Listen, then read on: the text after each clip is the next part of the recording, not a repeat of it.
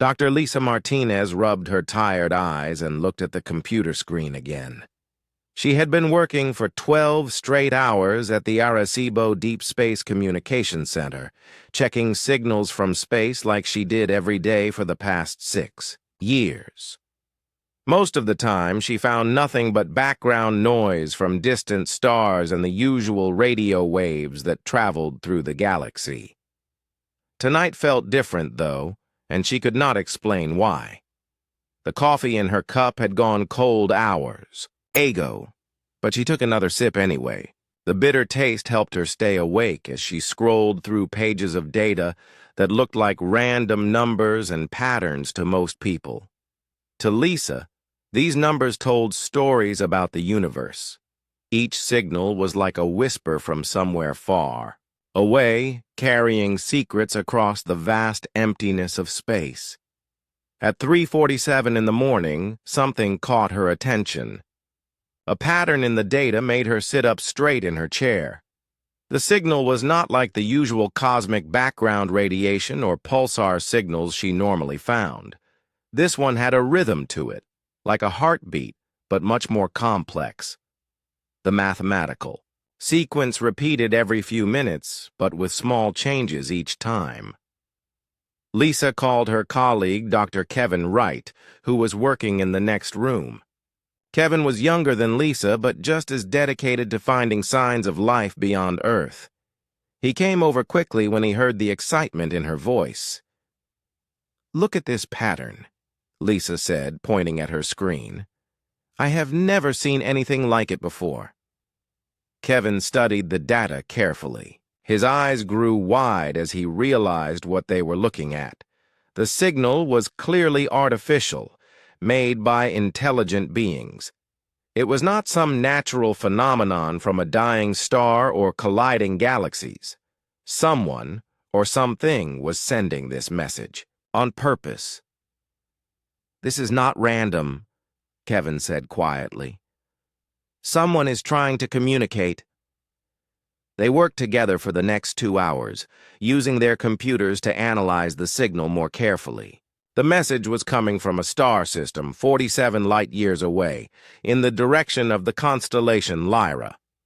The signal was strong enough to travel across that enormous distance, which meant whoever sent it had very advanced technology. As dawn broke over Puerto Rico, Lisa and Kevin finally decoded part of the message. What they found made their hearts race with fear and excitement. The signal contained coordinates and what looked like numbers showing time running out, but most importantly, they found words that had been translated into basic mathematical concepts that any intelligent species could understand. "Help us," was the first part of the message. "They are coming. We cannot hold much longer." Lisa felt a chill run down her spine. This was not just first contact with alien life. This was a cry for help from somewhere far away in the galaxy. Someone was in terrible danger, and they were asking Earth for help. Kevin immediately called their supervisor, Dr. Patricia Hayes, who rushed to the facility within 30 minutes. When she saw the data, her face went pale. She knew they had to report this to the highest levels of government immediately. By noon, the discovery had reached Admiral Jackson Price at the United Earth Defense Command in Colorado. Admiral Price was a tall man with gray hair and serious eyes who had spent 40 years in military service. He had fought in the Titan colony wars and the Mars independence movement. He understood that this alien message could change everything for humanity. Admiral Price studied the translated message in his secure office, surrounded by his top advisors. The walls were covered with maps of the solar system, showing the positions of Earth's military fleets. He had always known this day might come, the day when humanity would face something bigger than themselves.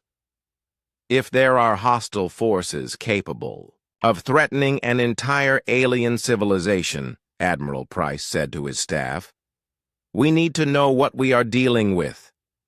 He made a decision that would change human history forever. Admiral Price ordered the activation of Protocol 7, a secret plan that had been prepared for exactly this situation. Protocol 7 meant mobilizing Earth's most advanced and deadly fleet for humanity's first interstellar military mission.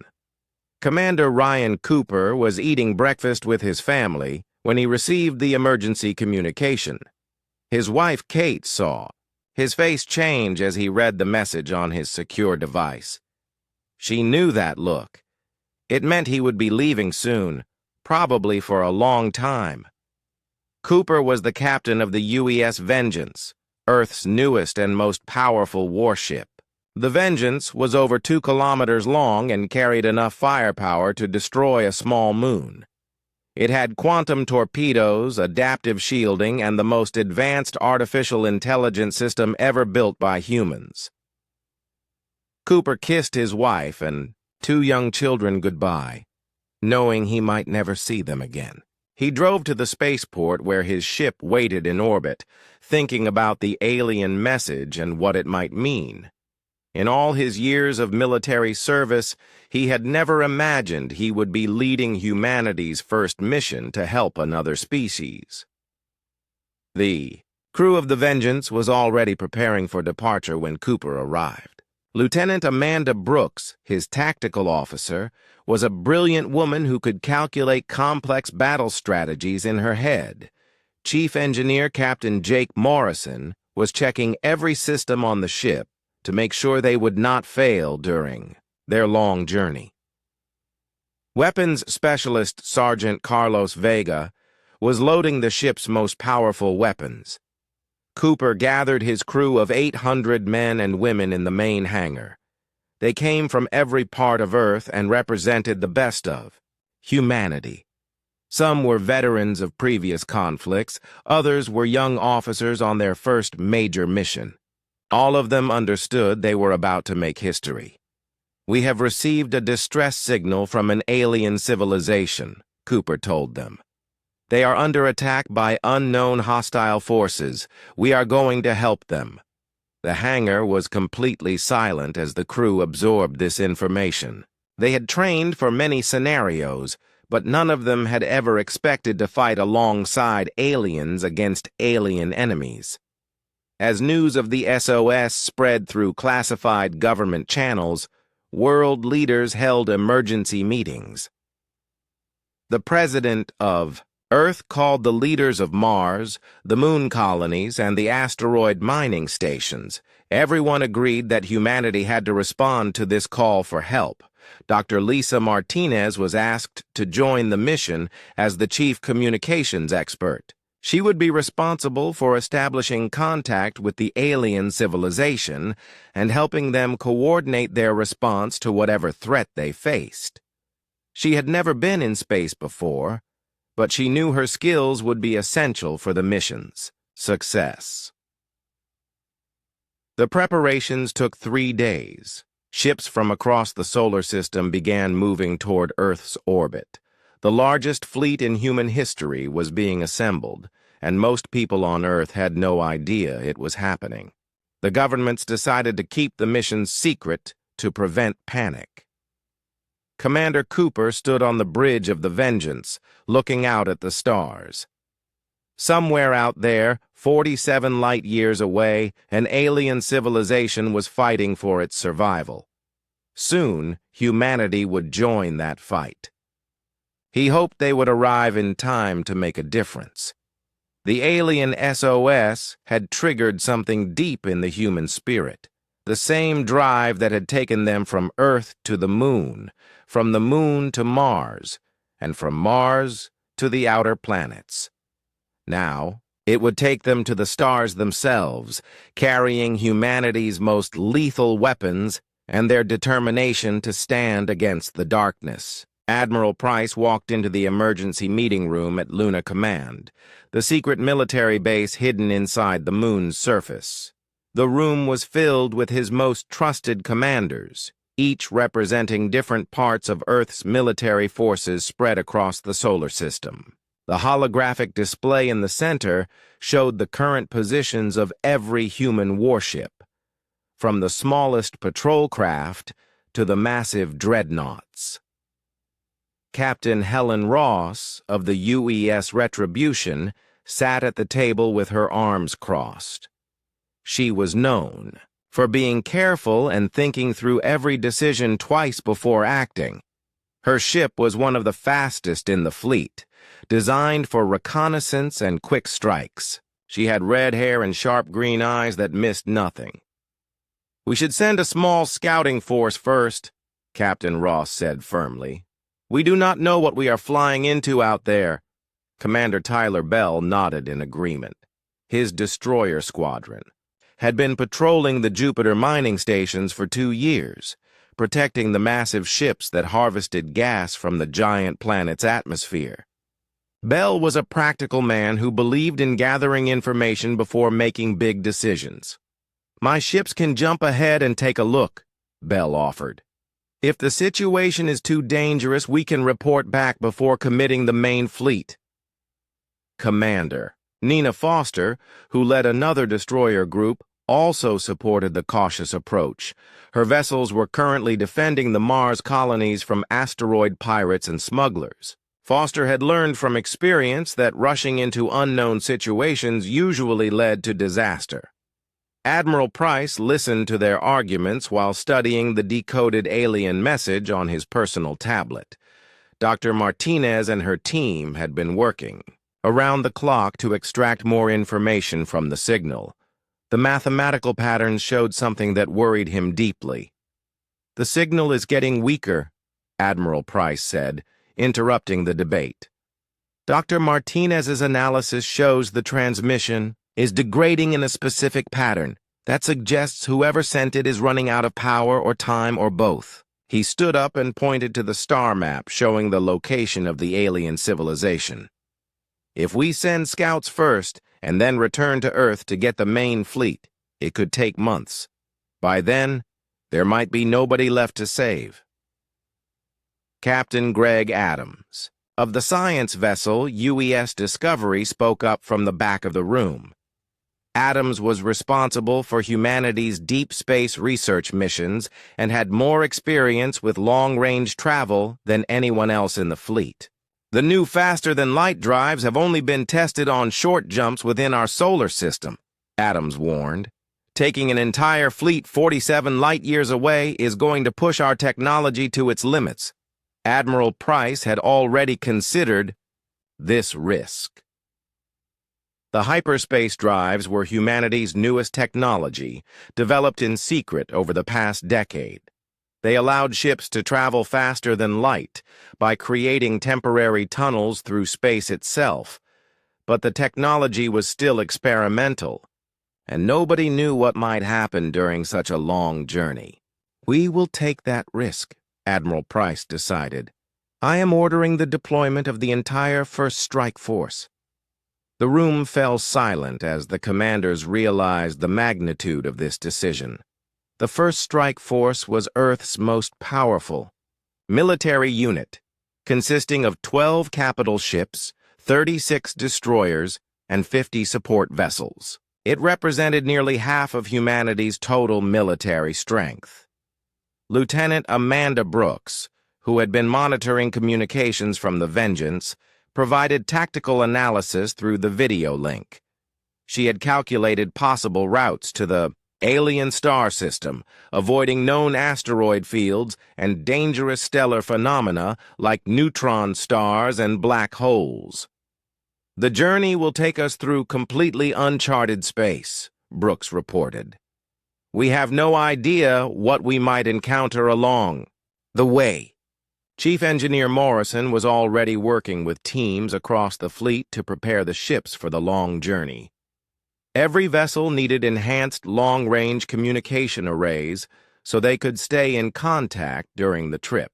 The ships also needed extra supplies, spare parts, and emergency equipment for a mission that might last months. Dr. Martinez joined the meeting via secure video link from Earth. She had been chosen to accompany the fleet as the chief communications expert responsible for establishing contact with the alien civilization and coordinating their response. I have been studying the alien language patterns, Martinez reported. They use mathematical concepts as a base for communication, which suggests they are highly logical beings. I believe we can establish meaningful dialogue relatively quickly once we arrive. The preparations began immediately. Ships from across the solar system received orders to converge on Earth's orbit. The third battle group, led by Admiral Susan Clark, was recalled from the outer planets. The Fifth Fleet abandoned its patrol routes around Mars and headed toward Earth at maximum speed. Captain Morrison worked 18-hour days retrofitting the ships with the necessary equipment. The quantum torpedo production facilities on the Moon ran at full capacity, manufacturing enough weapons to fight a major war. The ship's artificial intelligence systems were updated with new tactical programs designed for fighting unknown alien enemies. Sergeant Vega supervised the loading of specialized weapons and equipment. Nobody knew what kind of enemy they would face, so the fleet carried every type of weapon humanity had developed. Particle beam cannons, nuclear missiles, electromagnetic pulse weapons, and experimental energy shields were all packed into the cargo holds. The fleet's medical teams prepared for casualties by stockpiling surgical supplies and setting up emergency medical facilities on the larger ships. Dr. Sharon Wells, the fleet's chief psychiatrist, briefed the crews on dealing with the psychological stress of long-distance space travel and potential combat with alien forces. As the massive fleet assembled, in Earth's orbit, the sight was both magnificent and terrifying. The ships ranged from small, fast scouts to enormous battleships bristling with weapons. The Vengeance led the formation, its sleek black hull reflecting the light from Earth's sun. Commander Cooper conducted final inspections of his ship, checking every system personally. The crew had been training intensively for 3 days, running simulations of various combat scenarios. They practiced fighting against ships that moved in ways human vessels could not, using weapons that defied human understanding of physics. The governments of Earth held emergency sessions as the fleet prepared to depart.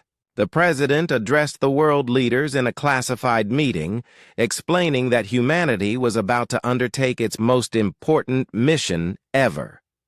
The decision was made to keep the operation secret from the general population to prevent panic and maintain operational security. Dr. Kane, the fleet's expert linguist, worked with Martinez to develop comprehensive first contact protocols. They created translation programs and communication procedures designed to work with any intelligent species they might encounter. As the final preparations were completed, Admiral Price sent a message to all ships in the fleet. "We go not as conquerors, but as defenders. We carry with us the hopes of humanity and the responsibility to help those who cannot help themselves." The greatest fleet in human history was ready to depart for the stars, carrying humanity's most advanced technology and deadliest weapons toward an unknown enemy in a distant galaxy. The human fleet entered hyperspace at exactly 800 hours on a Tuesday morning. Commander Cooper watched from the bridge of the Vengeance as the stars stretched into long lines of light, then disappeared completely. The ship shuddered slightly as it broke through the barrier between normal space and the strange dimension where faster-than-light travel was possible. The journey to the alien star system would take 18 days through hyperspace. During this time, the fleet would be completely cut off from Earth, traveling through a realm where normal physics did not apply. The ships moved together in a tight formation, following the predetermined course that Lieutenant Brooks had calculated. Inside the ships, life continued as normally as possible. The crews maintained their regular schedules, eating meals together, exercising in the small gyms, and performing maintenance duties. But everyone knew this was not a normal mission. They were traveling farther from Earth than any human had ever gone before, heading toward their first contact with alien intelligence. Dr. Martinez spent most of her time working with Dr. Peter Kane, the fleet's linguist, to develop communication protocols. They studied the alien message again and again, looking for clues about how the alien minds worked. The mathematical patterns suggested beings who thought very logically, but there were subtle emotional undertones that indicated they were capable of fear and hope. They structure their thoughts differently than we do, Dr. Kane explained to Martinez as they worked in the Discovery's science lab. Humans tend to think in linear patterns, but these aliens seem to process multiple concepts simultaneously. The crews trained constantly during the journey. Commander Cooper insisted on running combat drills every day, even though they had no idea what kind of enemy they would face. The tactical teams practiced fighting against computer simulations of various alien ship designs, learning to adapt their strategies for unknown technologies. Lieutenant Brooks worked with the fleet's artificial intelligence systems to analyze every piece of data they had about the aliens and their situation. The original distress signal contained subtle clues about the attackers, mathematical signatures that suggested weapons using unknown physics principles. Chief Engineer Morrison monitored the hyperspace drives carefully. The technology was still experimental, and taking so many ships such a long distance was pushing human engineering to its limits. Some of the smaller vessels experienced minor fluctuations in their drive systems, but Morrison's teams managed to keep everything running smoothly.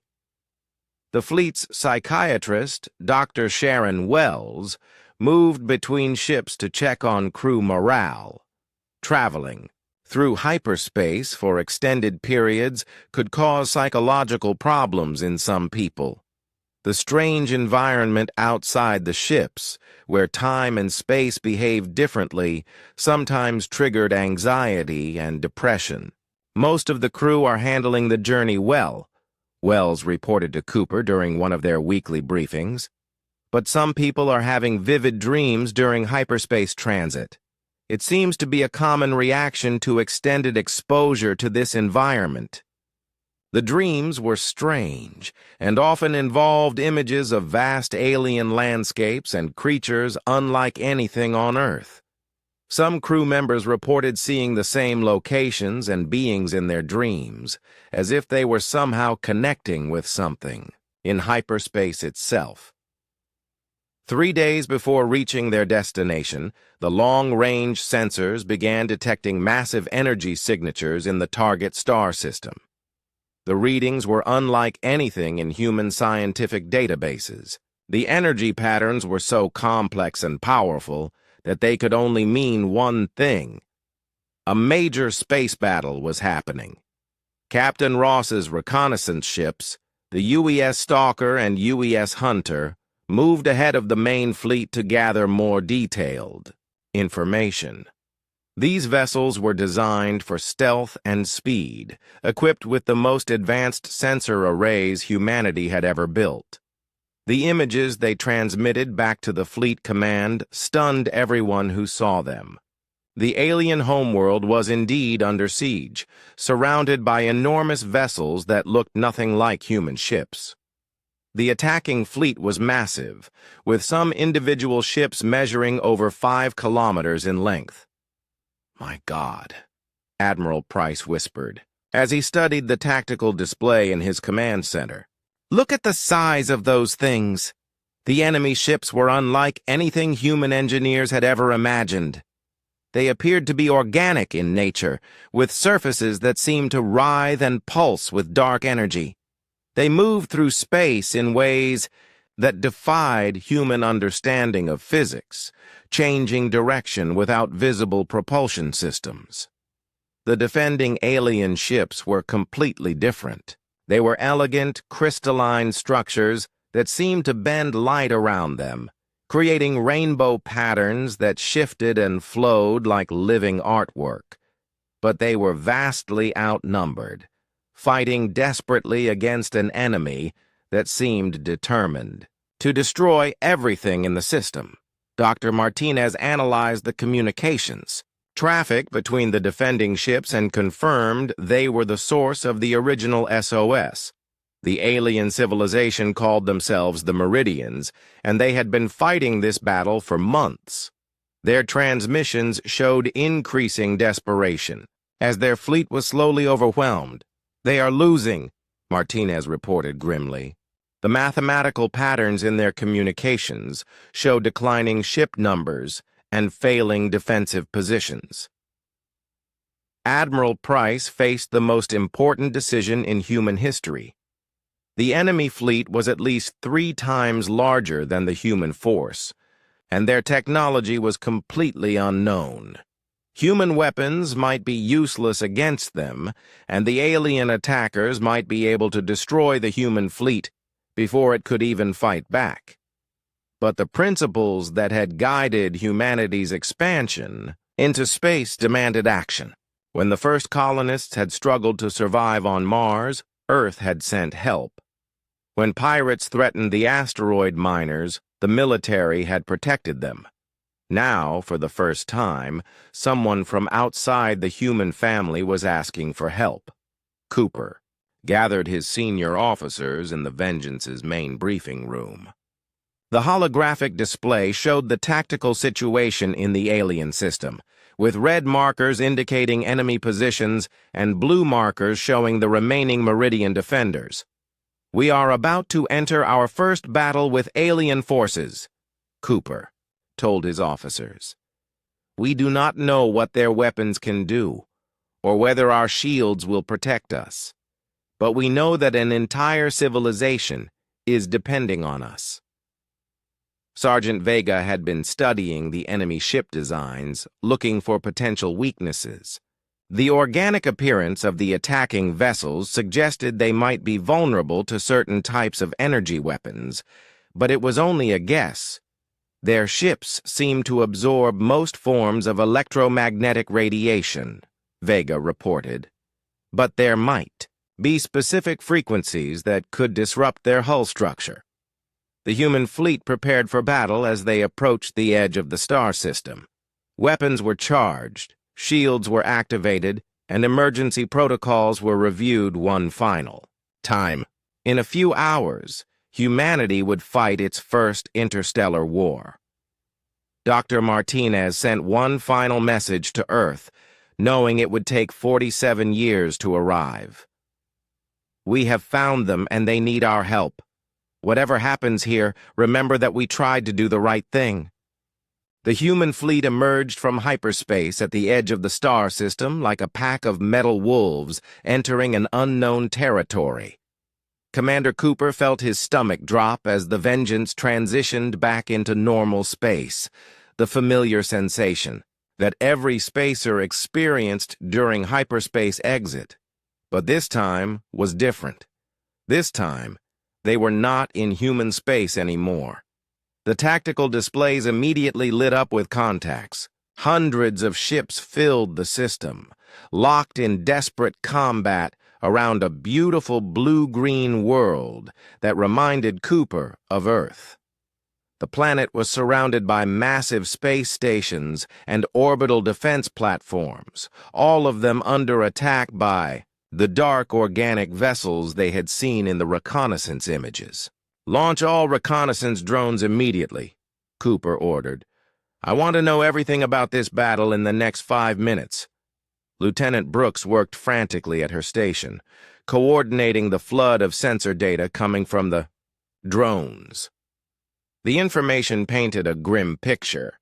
The defending alien fleet had been reduced to less than 50 ships, while the attackers still fielded over 300 vessels of various sizes. Within minutes of the human arrival, the Meridian defenders detected their presence. A burst transmission reached the human fleet, and Dr. Martinez's translation computers worked to decode it. The message was desperate but hopeful. Unknown vessels, this is High Commander Zethkar of the Meridian Defense Fleet, the translation, appeared on the main screen. If you have come to aid us, we welcome you with joy. If not, flee now while you still can. The Devourers have consumed 17 worlds. We are the last of our people. Admiral Price stepped forward to the communications console. This would be humanity's first words to another intelligent species. He thought carefully about what to say, knowing that history would remember this moment forever. This is Admiral Jackson Price of the United Earth Defense Force, he transmitted back. We received your distress signal 47 light years away. We have come to help you fight. The response came back immediately, filled with what the translation software interpreted as overwhelming relief and gratitude. People of Earth, you do not know what hope you have brought us. The enemy calls themselves the Devourers. They strip planets of all life, leaving only dead husks behind. They must not be allowed to reach the wider galaxy. Cooper studied the tactical situation while Admiral Price coordinated with the Meridian commander. The enemy ships, the Devourers, were arranged in attack formations around the planet. They seemed to be focusing their fire on the orbital installations rather than the remaining Meridian ships, suggesting they wanted to capture the world intact. All ships, Battle Formation Alpha, Admiral Price commanded. We are going to punch through their line and link up with the Meridian forces. The human fleet moved forward in a wedge formation, with the Vengeance at the point. The UES Retribution. Under Captain Ross took the left flank, while the heavy cruiser UES Defiant under Captain Alex Murphy anchored the right side. The smaller destroyers and frigates formed a protective screen around the capital ships. As they approached the battle zone, the Devourer ships began to turn toward them. Cooper got his first close look at the enemy vessels and felt a chill run down his spine. The ships were not just organic-looking, they actually seemed to be alive. Their hulls pulsed like heartbeats, and tentacle-like appendages writhed along. Their surfaces. All weapons target the largest enemy vessel, Cooper ordered. Let's see what these things are made of. The first exchange of fire revealed the terrifying nature of their enemy. The Devourer weapons fired streams of dark energy that seemed to consume matter itself. Where the beams struck, perfect spheres of nothingness appeared in space, as if pieces of reality had simply been erased. The UES Courage, one of the smaller destroyers, took a direct hit from a Devourer beam. The energy weapon punched through the ship's shields like they were not even there, leaving a perfectly round hole where the engine section used to be. The destroyer broke apart and exploded, taking all hands with it, but human weapons proved effective against the alien hulls. The quantum torpedoes from the Vengeance struck the massive Devourer ship and tore chunks of organic material away from its surface. The creature ship writhed in what looked like pain, dark fluid leaking from the wounds. Their shields are different from ours, Sergeant Vega reported from the weapons station. They seem to absorb energy weapons but not physical projectiles. Lieutenant Brooks quickly adapted the fleet's tactics, coordinating attacks that used kinetic weapons and explosive missiles instead of pure energy beams. The human ships had been designed for ship-to-ship combat, while the Devourers seemed optimized for attacking planets and space stations. Captain Ross's Retribution used its superior speed to dart between the larger enemy ships, striking at weak points and drawing fire away from the more vulnerable human vessels. Her tactical skills, honed during years of anti-piracy operations, proved invaluable in the chaotic battle. The Meridian ships fought alongside the humans with desperate courage. Their crystalline vessels fired beams of pure light that could slice through devourer hulls, but their weapons seemed to have limited range and power compared to human armaments. Chief Engineer Morrison made a crucial discovery during the battle. By analyzing the wreckage of destroyed devourer ships, he found that their organic hulls contained specific biological compounds that were vulnerable to certain energy frequencies. If we modulate our particle beams to frequency 2.7 terahertz, we can disrupt their cellular structure, Morrison reported to the fleet. The tide of battle began to shift as human ships adjusted their weapons. The modified energy beams caused the devourer hulls to break down at the molecular level, creating chain reactions that spread through entire ships. What had seemed like an impossible fight began to turn in favor of the defenders. Captain Murphy's Defiant led a charge through the center of the devourer formation, its heavy guns blazing. The massive ship carved a path through the enemy fleet, allowing the remaining Meridian vessels to regroup and coordinate their attacks. But the devourers were not helpless. They adapted their tactics quickly, focusing their fire on individual human ships and trying to overwhelm them with sheer numbers.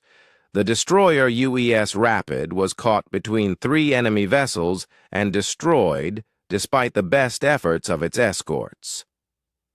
High Commander Zethkar's flagship, a magnificent crystal vessel, called the Star's Heart, moved to support the human attack.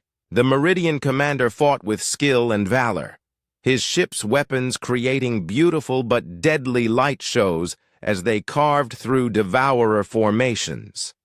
"Your people fight with honor," Zethkar transmitted to Admiral Price. "We have never seen warriors like you before." The battle raged across the entire star system as more devourer ships arrived from the outer planets. But the combined human and Meridian forces held their ground, protecting the homeworld and its billions of inhabitants. Cooper realized that this was more than just a battle. This was humanity announcing its presence to the galaxy, showing that Earth would stand against those who threatened the innocent. Whatever the cost, they could not allow the devourers to win. The battle raged for 14 hours without pause. Space around the Meridian homeworld became a graveyard of burning ships and debris that glowed with the fires of 100 different weapons. Commander Cooper had never seen anything like it in all his years of military service. The scale of destruction was beyond anything humans had ever witnessed. The human fleet fought with desperate determination, knowing that the survival of an entire alien civilization depended on their success. The crews pushed their ships and themselves beyond normal limits, running on adrenaline and pure willpower as the hours dragged on. Captain Ross's Retribution had taken severe damage to its port side, but she refused to withdraw from the battle. Her ship continued to dart between the massive devourer vessels, striking at weak points and drawing enemy fire away from more vulnerable ships. Ross had lost 30% of her crew, but the survivors kept fighting.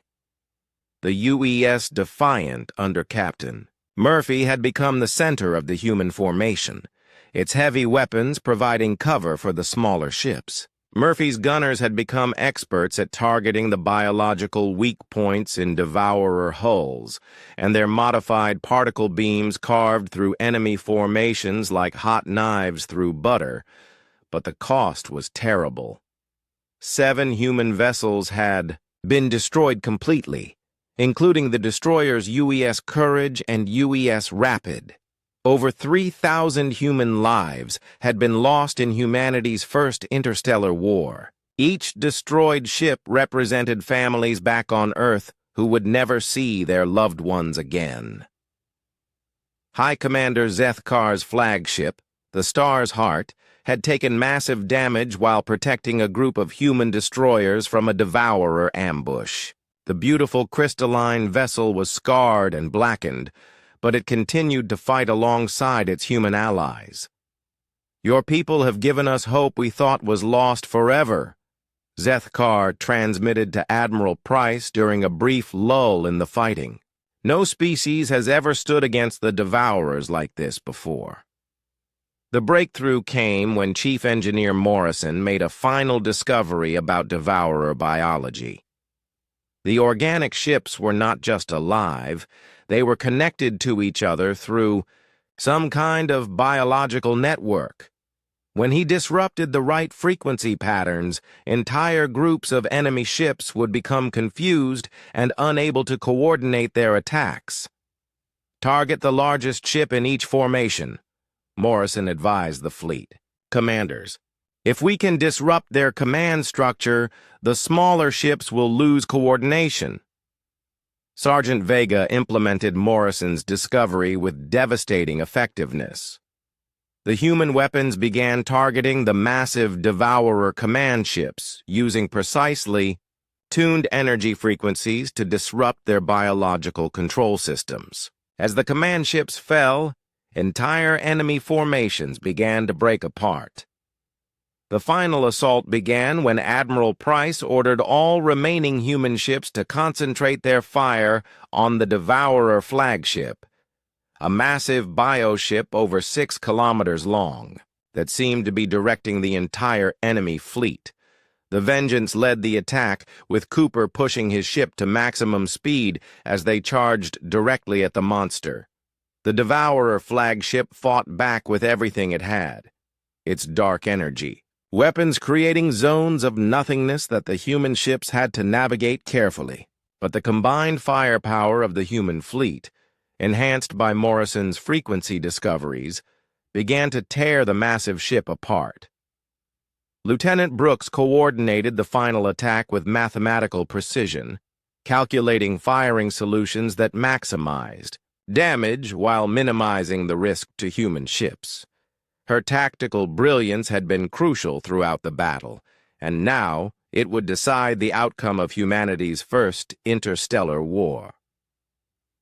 The Devourer flagship died slowly and horribly, its organic hull breaking apart in sections as the modified human weapons disrupted its biological systems. When it finally exploded, the blast was visible from the planet's surface, a brief star that marked the end of the immediate threat. With their command ship destroyed, the remaining Devourer forces began to retreat toward the outer system.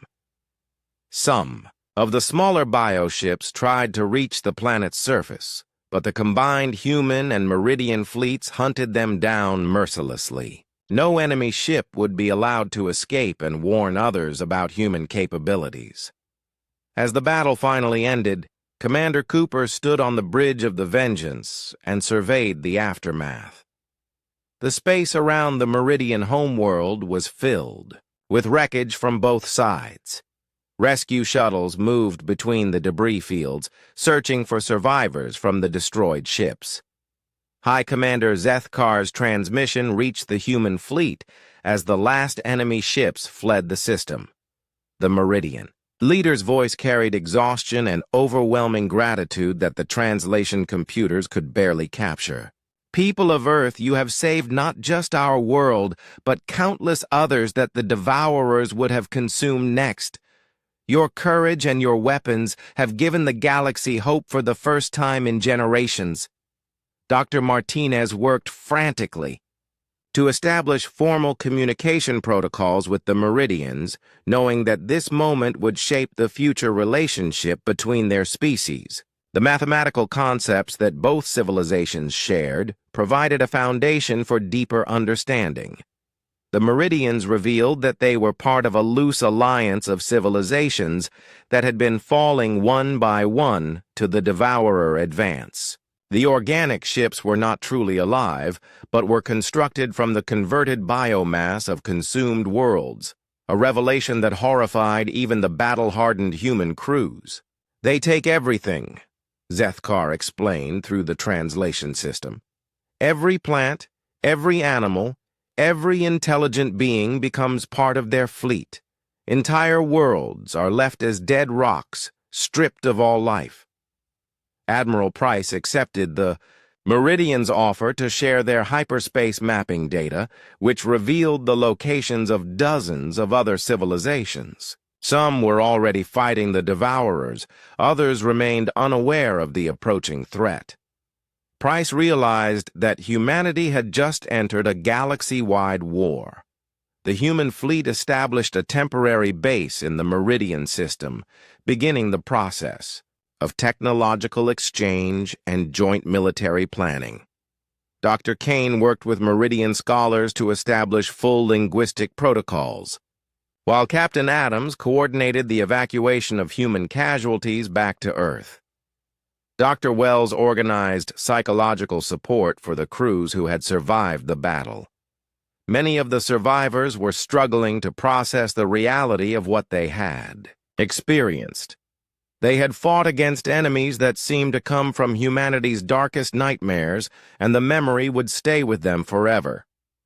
As reports of the victory reached Earth through quantum communication relays, humanity faced a profound realization. They were no longer alone in the universe, and their first act as members of a galactic community had been one of warfare against an enemy that threatened all life. Commander Cooper stood at the observation deck of the Vengeance, looking out at the Meridian homeworld. The planet was beautiful, with blue oceans and green continents that reminded him of Earth. Billions of alien beings lived on that world, and they were alive because humanity had chosen to help them. But Cooper understood that this was only the beginning. The Devourers represented an existential threat not just to individual worlds, but to all life in the galaxy. Earth would need to prepare for a conflict unlike anything in human history, one that would determine whether life or death would rule among the stars. The alien SOS had indeed triggered humanity's response, but it had also awakened something within the human spirit that had been sleeping since they first looked up at the stars and wondered if they were alone.